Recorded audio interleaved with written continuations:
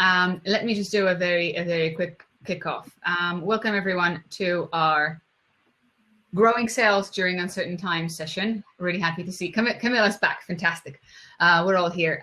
My name is Marta Krupinska, and I have the privilege and pleasure of leading Google for Startups in the UK. And I will be joined by three amazing women founders and CEOs building their businesses, some for a few years now, some early days, and actually really using these uncertain times during COVID to kickstart a successful operation of a new business. And we're going to focus a little bit on sales. And it's interesting, I think 4 hours ago, a poll was posted by Rachel asking, what is the thing that keeps you all up at night? Was it funding, marketing, people and hiring, or funding? And a third of all of you said that sales is the thing that keeps you up at night. That is actually right after funding. And I think it's sort of obviously for every founder, for every leader, it is front of mind. Where does that revenue come from? How do we prove product market fit? And sort of what are the tips and tricks or mistakes to avoid that we could learn from? Before I introduce you to the founders, I'd like to just give you a quick sort of overview of what Google for Startups is. We are a team at Google that works closely with high potential startups. And over the last few years, women and underrepresented founders have really been our core focus, especially in the UK. In Europe, Middle East, and Africa, we reach more than 18,000 female founders. More than 40% of our participants in our programs are women. And I am particularly personally proud of the work that we've done in the UK over the past year and a half, which is also when I met these wonderful entrepreneurs who are joining me today.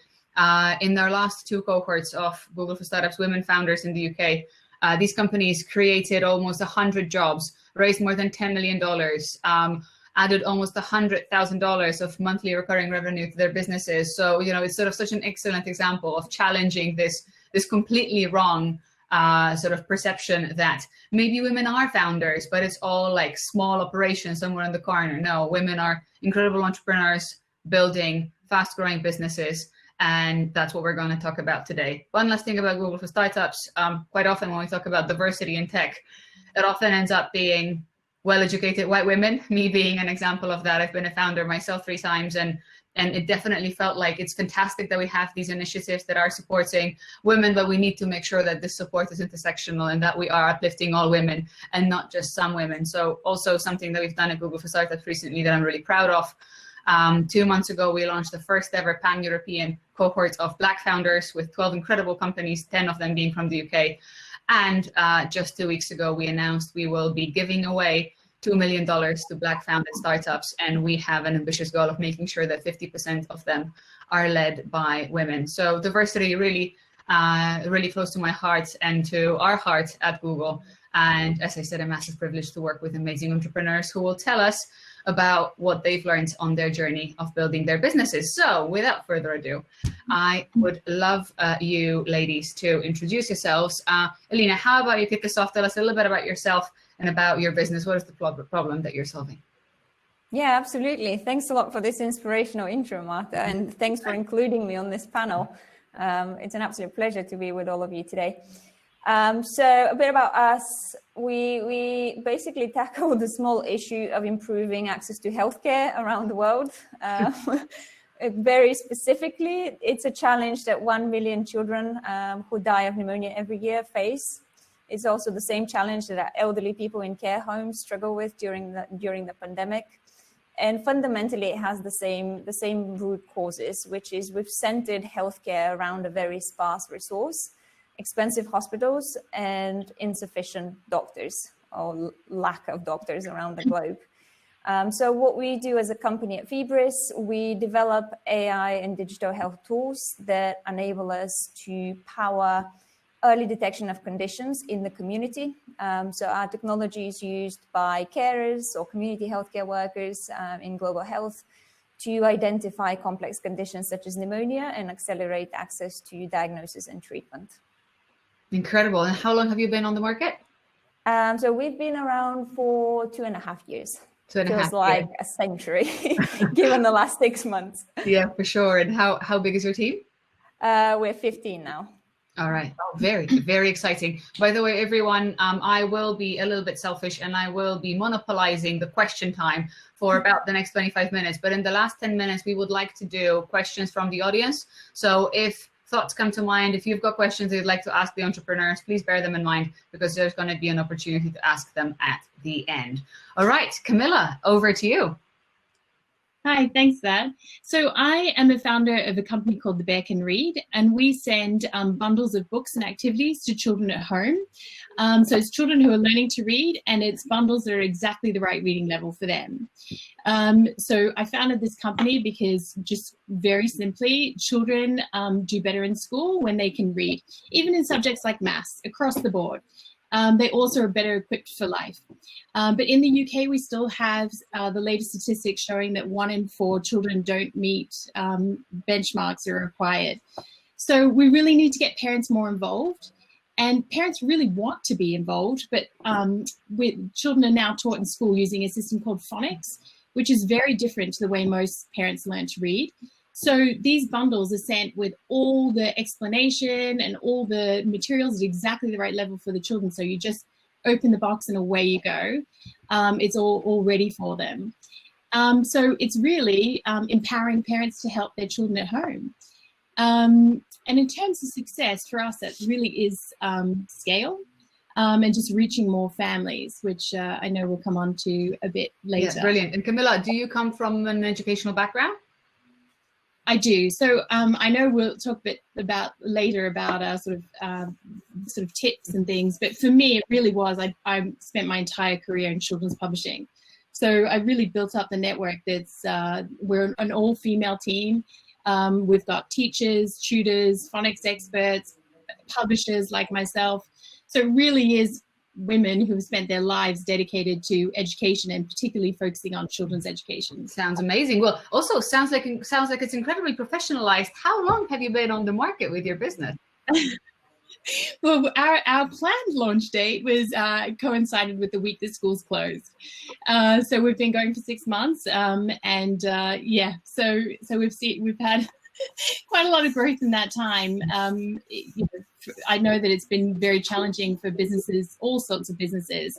But for us, it was a big opportunity at that moment. So it feels like we've been there for longer, but it has only been 6 months. Awesome. Very exciting. It'll be so interesting to hear from you on building a business exactly during the COVID-19 crisis. All right, over to Abbie. Hopefully we can, maybe we can see you. There we go, calling in from space. Abbie Moritz. Thank you so much for having me. If it keeps flashing, I'll turn it off. I don't know if this is like the hop-in lens for Halloween, but for some reason my particular camera isn't doing too well with this particular setup. But thank you for having me, Marta, and it's great again, to hear such a great introduction. I'm Abbie, so I'm the co-founder and CEO at Compare Ethics.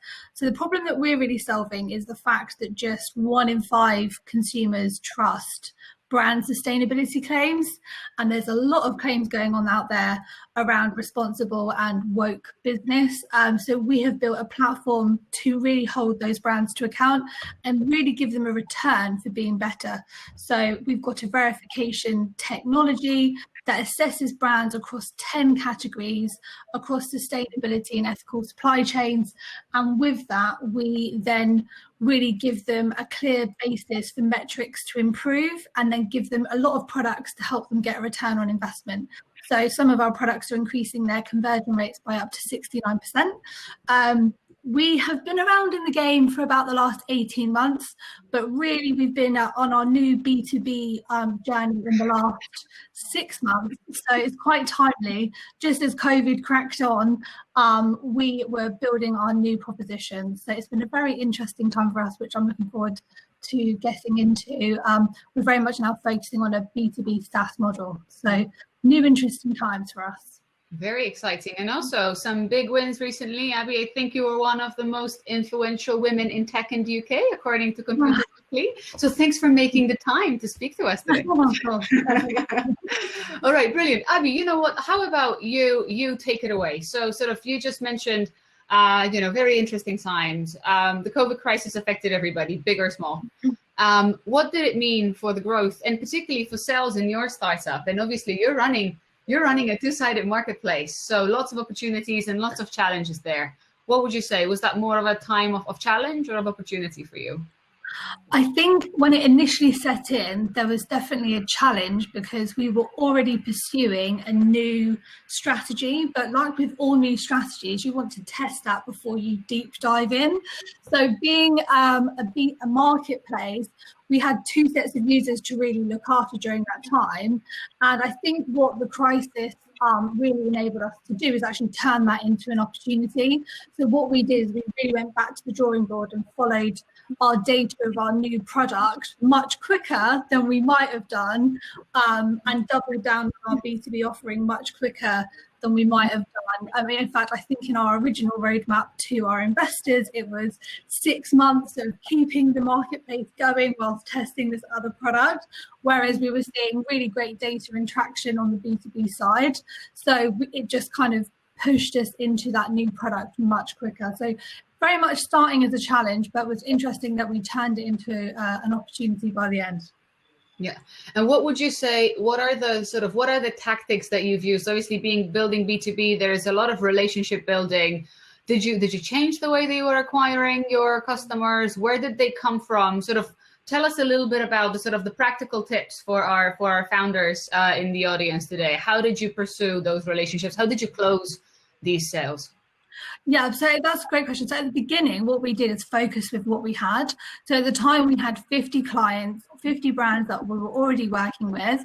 And actually they had a lot more time on their hands sitting at home to test stuff out. So we initially found it a really great opportunity to jump on a Zoom call, probably not in the scary infrared version of what I just showed you, but just really demoing the product with them on a day-to-day, which I think was the first point of call, just spending time with your customers and getting that feedback on Zoom, I think is a really great way to gather insight, which really helped us in the initial time, because when lockdown was really lockdown, everything grinded to a halt, but people actually had more time. And then on the back of that, what we did is actually dive into more industry-led research. So we actually hired an independent consultancy to support us on surveying, and we really went back to the problem and said, okay, great, if we're going to enter the market with this data, how do we present that in the best way, and how do we do that really independently? So the second tier of things that we've practically done in the last 6 months is really focus in on that insight, so really focusing on the problem that we're solving. First of all, we clarified it was the right problem through those validations, and then creating research really helped us enter the market with that. So I'd say customer conversations and then backing that up with research was two really great things for us. Really awesome. Thanks, Abbie. And I love how practical it is and how hopefully the founders in the session can take it away and apply it to their businesses. So let's maybe stay in B2B for a while. Elina, obviously a big part of your operation is selling into the NHS, which I'm sure was completely turned upside down in the past few months. So obviously we've been working quite closely for a chunk of time. We work together based out of Google for Startups campus in Alt Street. What did the COVID crisis mean for Feebris? How did you adapt, or how did you pivot, if at all? I'd say, well, what it has meant is madness, to be honest. That's the word that sums it up. It's probably a bit of both. It's an opportunity and a challenge. So we had, back in March, before the pandemic hit, we had operations in India and in the UK. Our operations in India had to be put on hold because there was no community activity happening. The lockdown was really strict. So I guess that's kind of on the challenge side. We still haven't unlocked that and haven't returned back to normal, although there's movement in the right direction. On the UK side, we saw massive acceleration. We were fortunate to win TechForce 19, which was a program set up by NHSX at the start of the pandemic to accelerate innovation, reaching some of the most vulnerable groups, which in our case was care homes. So that was amazing. We saw some of the kind of sales life cycles drop from what's typically probably 12 to 18 months in the NHS to 2 months, which is shocking for this environment. But at the same time, it doesn't come without challenges. I think there was a lot of panic buying. There is still a lot of short-term buying where people just need to do something without necessarily having the space to think about what that something looks like and means in the long term. So we're still battling that basically. One of the big opportunities that we saw is to really deepen relationships with customers. I think that's a recurrent theme across the board, particularly in our case, because we had to be really innovative. So we were training users to integrate completely new workflows in their environments, the environments being care homes, which were immensely stressed. And all of that had to be done remotely, and all the back and forth of, is it working? What else do you need? Had to be done digitally with kind of a user group that's not naturally particularly tech savvy. So that has taught us a lot. I think we created many new processes. We had to set up steering groups and kind of regular touch points with customers. There was a lot of, I don't like the word education in this context, but kind of sensitizing the customer to the idea of an evolving product. It's not very common in social care and healthcare that something is fluid and evolving for their needs. They used to, here's a scalpel, it is fixed. You're not going to go and remake it in 6 months. So there is kind of calibration on both sides. But I think all of that is overall a positive opportunity with a lot of kind of hiccups and storms along the way, but moving in the right direction. Yeah, that's amazing. And I love how you talk about sort of, education. And can I just ask, how did you resource that? Did you feel like, did you have to reshuffle resources within the company to be able to really double down on that education piece? Sort of, has there been a lot of movement internally to be able to find that right formula to then be able to lead to sales? Yeah, very good question. We are very practical. So fortunately, we have a team that's entirely driven by problem solving rather than very specific kind of well-defined functions and tasks that they have to do. So we definitely did some reshuffling. One of the big takeaways was that we created a whole function called adoption engineering. We didn't even know that should exist. Now it's a core kind of part of our company, and definitely something we're going to be growing moving forward and resourcing more and more robustly. But it's something that basically embedded user-centered design into our practices and created more of a recurrent loop between the customer and our product function, as well as partnerships and sales. Yeah, that's brilliant. And I love that you mentioned adoption engineering, because that also speaks to really understanding the sales funnel and breaking it up into particular pieces where different people on the team can work towards, first get that lead, then get that lead to be warmer, then actually convert them on what's needed post-conversion. So that's brilliant. Thanks so much, Elina. Camilla, over to you. Slightly different model, different starting points, different challenges. But hey, you're doing incredibly well. So clearly this must have been a land of opportunity for you in the past 6-7 months. Tell us more about that. Building a business on COVID from scratch. So yeah, as I say, we were very lucky in that we were launching at a time when parents most needed us, I think. Parents found themselves, I was amongst those parents at home with children running around and getting varying degrees of support from the school. So having something come through the letterbox that was exactly the right level for your child and contained everything you needed for that month's reading at home. And I think most parents generally understand now. I think there's an awareness that reading is the cornerstone of other subjects. There's focus on one area for their child's education, because you can't do everything. I know that sort of music lessons were going out the window, and art and design, and you had to really streamline what you were spending your time supporting your children with at home. Reading was high on that agenda. But keeping with the B2B theme, one of the things we had to do when we launched was realize that there was a massive opportunity to work directly with schools. So when we launched, all of this was happening, and we had a couple of days to get offers and letters and materials and sample boxes to schools to say, communicate this to your parent body, and we will help you support them at home. this also blindsided schools. They didn't have packs pre-prepared. The printer that we actually used said that many schools were calling him, very worried, saying, how can we get the materials to children at home? And he actually went above and beyond to print worksheets and things, because not all families were equipped with printers and downloadable materials. So it really was a struggle across the board for a lot of families. So this sort of strategy of going directly to schools really helped us in the beginning.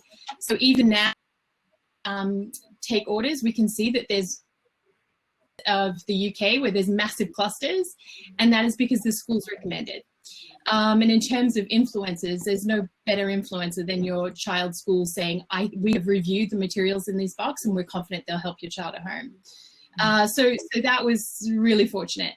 And we were still doing all the sort of B2C messaging.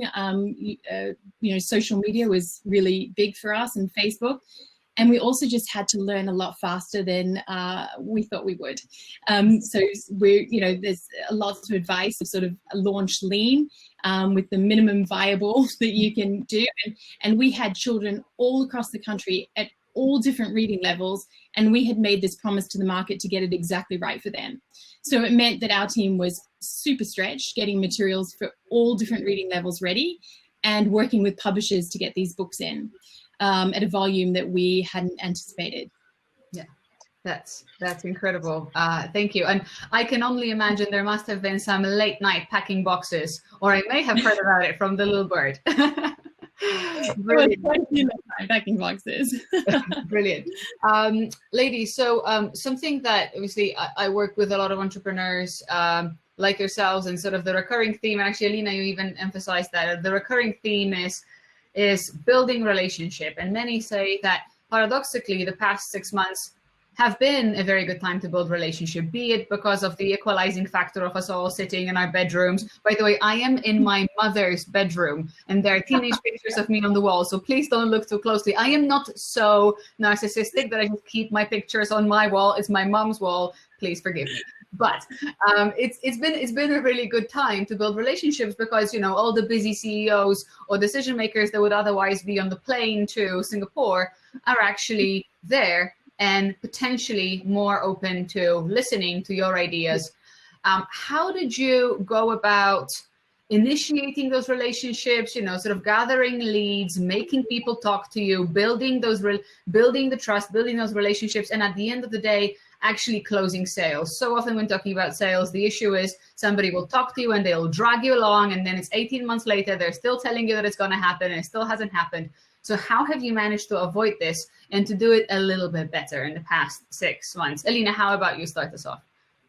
Yeah, that's a big question. Let me try and synthesize 6 months of mistakes and discovery on that front. I'd say, so probably the key entry point for us was kind of some pivotal existing relationships, the ones like the customers that are like, oh, we would really like to work with you when the timing's right.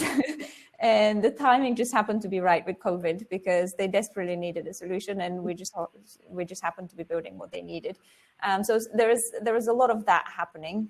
So relationships we've been cultivating for a while just matured.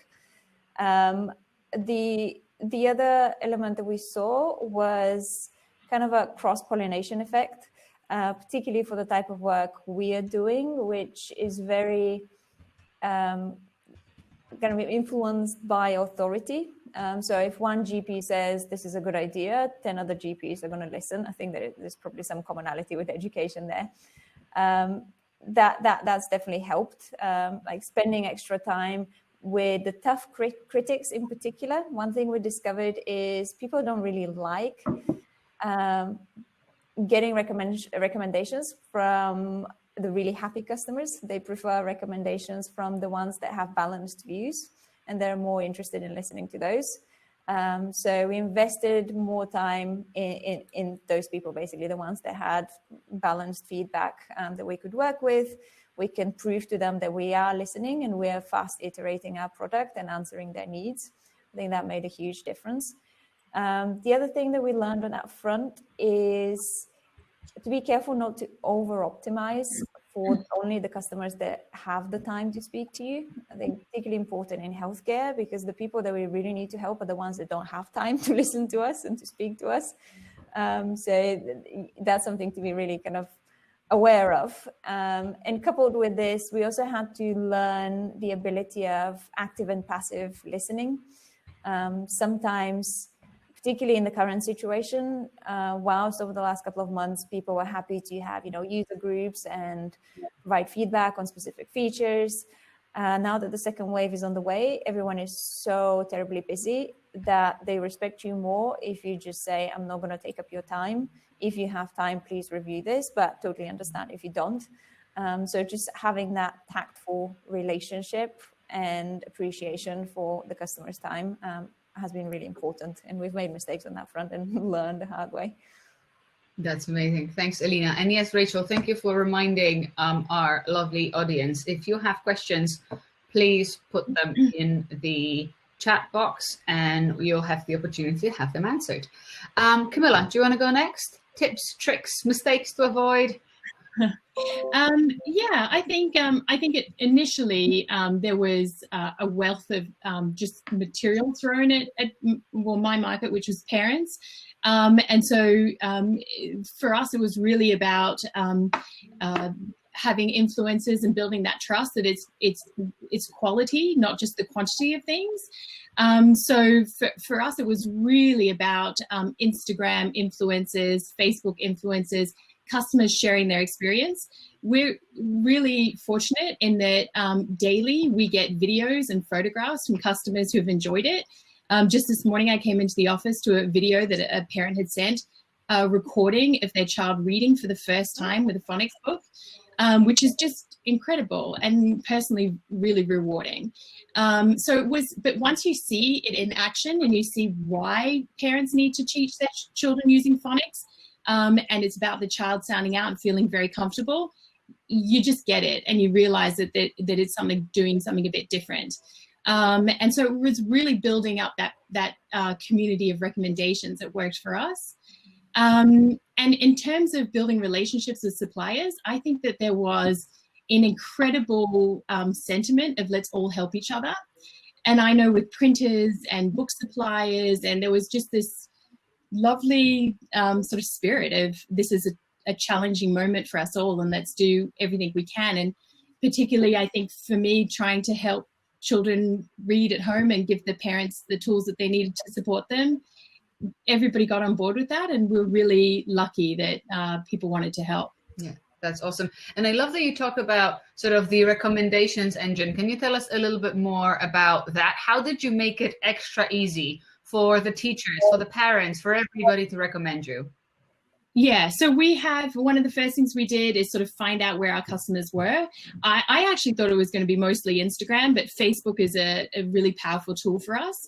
And we just share. So with their own accounts, parents they'll either just send us a video or they'll share it on their personal Instagram page, and then we just reshare it. We do sort of roundups, and we very quickly had to get a newsletter together, and then we did a lot of Facebook advertising to reach the kind of parents that we fit in our demographic, which we could see from early sort of monitoring of insights. And then that really helped get the word out. Awesome. Thanks, Camilla. Abbie, how was it for you? What can you share with us? It's interesting because there are definitely common themes. So like the mixture between trial and error and then banding together with other businesses to really create that energy and traction towards a shared goal is definitely something that resonates very strongly. So for us, what we focused on is, that initial where are our customers and testing was that initial phase. But we definitely found that one of the most successful that we've seen so far is really partnering with other businesses that are non-competitive, complementary within our space, or people who are just really tackling the same goal and like bringing them into that journey that you're doing. Because that warm introduction, I've had, trials with, you know, really big retail clients on the back of one email and one quick phone call. So it can just move quite quickly if you have trust in the relationships that you're building. So like definitely the organic hustle can still be done from your bedroom or wherever you may be. And I definitely found that's probably been one of the best for kind of sourcing and getting things done. On the kind of more B2B side, LinkedIn is a very crowded space right now. So we really had to think about how we're going to stand out in that. So again, really positioning yourself as a thought leader and really knowing the problem of the specific person that you're solving, we've definitely found, again, has been a certain optimization. For example, certain retailers take a very long time to gather data on their supply chain. And so if you can lead with that and you know that that is a big problem that they have with the right person, that's going to have much more of an impact than a scattergun LinkedIn approach. So again, there's just been these learnings that we've tested, and we just still keep testing new ones and see what has the best impact. Awesome. Thanks, Abbie. So we've got 9 minutes to go. One question from Joy. I fortunately have some questions in my back pocket, but if you don't want me to use them, ask your questions. So question from Joy. Do you work with a Facebook ads manager in the UK or the US? We find that the US ads managers don't understand the British audience. I suppose that's a question for Camilla. Actually, if you work with an ads manager, because I presume you could also be setting it up yourself, but if you could share some of your experience, that'd be great. Yeah, well, initially I did set it up myself and it was just very trial of it. It was just doing Facebook boosts. So it was just me finding a photo, describing the business and doing a Facebook boost. And then as we got so busy, I just couldn't do it anymore. And so I actually hired somebody who specifically knows about Facebook ads and knows how to retarget and create funnels and slightly change the adverts. And that worked really well for us. I'm still working with them today. So finding somebody who's can learn more about your business, I think is a good thing. But I really wanted to do it myself to begin with, and I'm glad I did, just to become familiar with it and know what a powerful tool it is. Yeah, awesome. Thanks, Camilla. And we've got a question from Linda. Google in the US seems to have many initiatives to support women entrepreneurs, including investments. What is Google in the UK doing, and how do those who need support connect with you and your team? Very happy you asked, because that was front of my mind for the past 3 or 4 months. I'm not sure if you were here when we kicked off the session. I was talking about our focus on underrepresented founders in the UK, at least in the past 2 years that I've been in the role. In the past 2 years, we've ran 2 UK-specific cohorts of startups founded by women. Elina and Abbie have both graduated from those, and we've had some great results from the 20 companies that have graduated from these 2 programs. We also launched a pan-European Women Founders program with 11 companies that are currently in the program. I think 4 or 3 of them are from the UK. Having said that, we're very well aware that quite often the initiatives that are supporting women tend to support better connected, better educated, predominantly white women. So what we really pushed for is that we not only focus on gender as a sort of like diversity metric, but also on ethnicity. So we launched, a month ago, we launched an all Black founder startup cohort with 12 companies, 10 of them from the UK, and some incredible fast-growing companies there, solving problems from healthcare to advertising to sustainability. And also 2 weeks ago, I'll share a link, we announced a $2 million grant fund that we'll be giving away to Black founded startups with the goal of 50% of these founders being women. And that is paired with up to $220,000 of Google credits, both ads and cloud per startup. So thank you very much, Mariama, our wonderful Mariama Boumanjal, who runs programs at GFS UK. How do you get in touch with us? Please follow us on social, as silly as it sounds. You can also reach out to us on Hopin, as well as you can reach out to other founders that we've spoken to today. And I believe there was a lady earlier who was saying she wanted to connect to Camilla. Susan Burton, we're the largest social network for school parents in the UK. Get in touch. Great. Opportunities galore. Lead generation businesses, good or bad? As a one-woman operation, the amount of work to identify target B2B clients completely overwhelms me. Who would like to pick this up? Abbie or Elina, maybe? I don't mind going first. I don't know if you have anything to add, Elina. So I also had this as well at the beginning, particularly, but also I'm actually still doing this now, which I find quite works well because there is so many different channels that you could do. It really depends on where you're at in terms of stage. But one thing that I've enjoyed doing is actually creating a wish list of my top 10 clients that I would like and doing a bit of an impact ease assessment. So which is the biggest client that's going to have the biggest impact and who is the easiest to approach, and then specifically try different approaches in terms of getting to that particular person to get that feedback. Because I think then starting there, you can either take the feedback and iterate and learn from it, or if they love it, then it's a really great win for your business that keeps you on your kind of North Star. So when I felt overwhelmed, that's what I did, and I'm actually updating mine at the moment, so it's good to go back to that. Brilliant. Thanks, Abbie. I hope, Kat, that answers your question. I'm aware we've got 4 minutes, and I would like to ask one. Oh, I heard something, maybe not. I've got one last quick question that I'd like to ask before we wrap. Elina, you mentioned the upcoming second wave. The uncertain times don't end now. It looks like they will continue, and there have been some recurring themes on new information. The world has changed. We started working from home. Everything was new. Everybody sort of bundled together. Everybody was supporting each other. Obviously, there was an element of novelty to this new situation. However, it feels like it is probably going to be another 3, 6, however many months. How are you preparing for that next phase, let's say the next 6 months, to keep the momentum going as strongly as you have recently? If one or two of you wanted to give us some quick tips, that would be brilliant. The main tip I have is staying laser focused. One of the lessons from the last few months has been the huge amount of uncertainty just creates challenges and opportunities, as we're discussing in this conversation.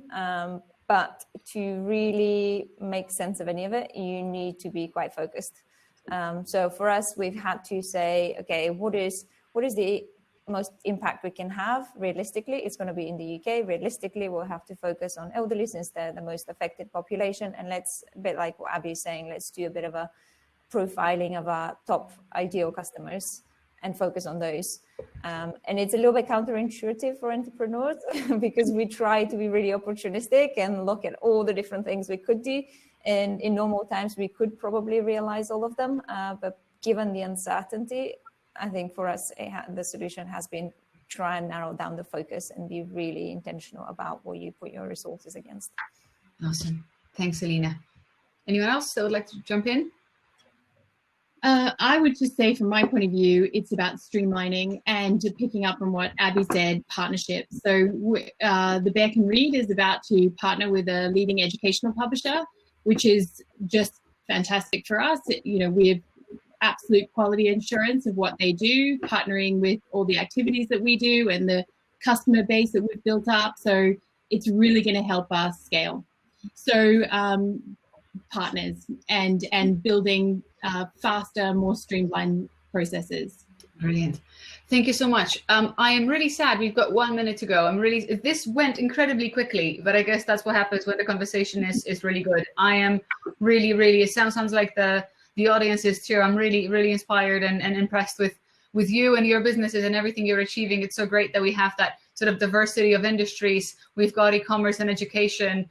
We've got healthcare, and we heard some great practical tips. We talked about educating the potential user. We talked about creating or commissioning surveys to gather additional data with which you can approach your target clients. We talked about having a team that is really focused on problem solving rather than having very well defined job roles and tasks, so that one can pivot really quickly. We talked about understanding the funnel and also appreciating such things as adoption engineering or actually adoption teams that understand how the products could be best applied with our clients. We talked about laser focus and knowing what to work on, and sometimes giving up on other opportunities. And we talked about partnerships, and through all of this, we talked about relationship building. I'm really thrilled that you took the time to join me today. Thank you so much to our lovely audience and to the event organizers. I'm being told there is a 15-minute break coming up, during which you can do remote networking. So if you look on the left-hand side, there is a networking tab. If you click on it, you'll be connected to a random, undoubtedly wonderful person with whom you can have a quick introduction, and otherwise the sessions kick off again at 5:15. Thanks so much, Elina, Abbie, Camilla. It was such a pleasure. Good luck. Yeah, hopefully speak to you soon. Thanks so much.